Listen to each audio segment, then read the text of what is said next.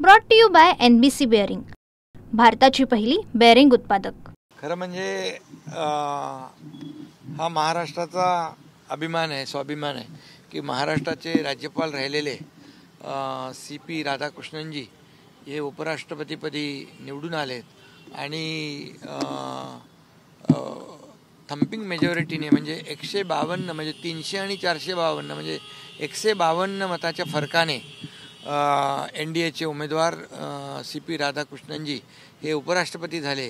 याचा आम्हाला सार्थ अभिमान आहे आणि सर्व खासदारांनी आदरणीय प्रधानमंत्री नरेंद्र मोदीजींच्या कामावर विश्वास ठेवला आणि देशाला जे पुढे नेण्याचं काम आदरणीय प्रधानमंत्री नरेंद्र मोदीजी करतायत याचं खरं म्हणजे या निवडणुकीमध्ये आपल्याला पाहायला मिळालं की मोठा फरक या निवडणुकीमध्ये मतांचा आपण पाहिला आणि आदरणीय CP राधाकृष्णनजी हे देखील अतिशय संसदीय कार्याचा फार मोठा अनुभव त्यांना आहे आणि त्यांनी अनेक पदं भूषवली।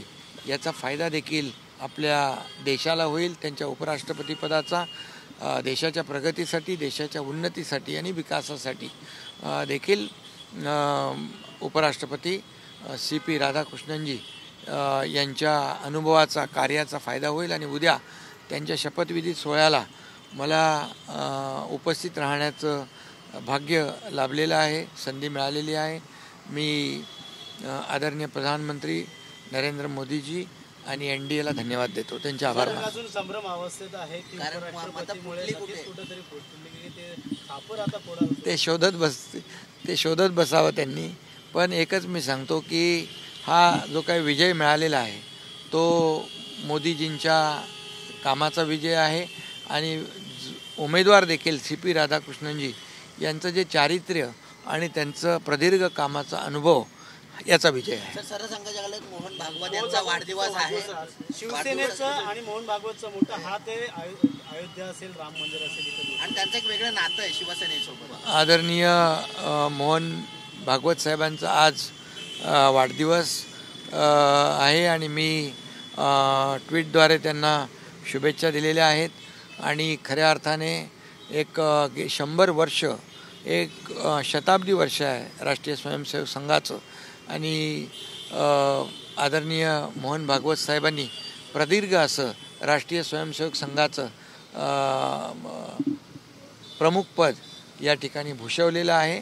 एक देशभक्त, राष्ट्रभक्त, प्रखर देशभक्त आणि प्रखर राष्ट्रभक्त अशा प्रकारची त्यांची जी काही प्रतिमा आहे आणि त्या प्रतिमेचा उपयोग खऱ्या अर्थाने आमच्या NDAला देखील होतो आहे। झालेल्या म्हणजे मागचं जे काही हे शताब्दी वर्ष आहे आणि शताब्दी म्हणजे एवढा म्हणजे एखादी संस्था आणि RSS राष्ट्रीय स्वयंसेवक संघ 100 वर्ष असा म्हणजे सातत्याने जनसेवा, समाजसेवा करणारी ही संघटना कधी आपत्ती, आपदा, संकट जेव्हा येतात त्यावेळेस राष्ट्रीय स्वयंसेवक संघ पुढे धावून जातो आणि म्हणून एक प्रखर देशभक्ती असलेली, राष्ट्रभक्ती असलेली ही संघटना आहे आणि त्या संघटनेचे प्रमुख RSSचे सरसंघचालक आदरणीय मोहन भागवत साहेबांचा आज वाढदिवस आहे।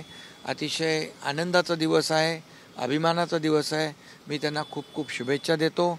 त्यांच्या दीर्घायुष्यासाठी परमेश्वराकडे प्रार्थना करतो आणि त्यांच्या प्रगल्भ अनुभवाचा फायदा या देशाच्या उन्नतीसाठी, देशाच्या प्रगतीसाठी निश्चितपणे होत राहील अशा प्रकारची अपेक्षा व्यक्त करतो। नेपाळमधील नागरिकांशी आपण चर्चा केलेली आहे, काय नेमकं तिथली आता परिस्थिती आहे? नेपाळची परिस्थिती आता सुधारते आहे आणि जवळपास खूप मोठ्या प्रमाणावर लोक महाराष्ट्रातली, देशभरातले लोक नेपाळमध्ये अडकली होती।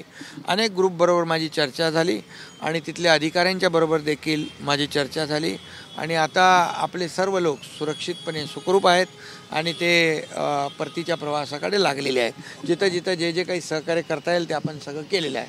Brought to you by NBC bearing, भारताची पहिली बेअरिंग उत्पादक।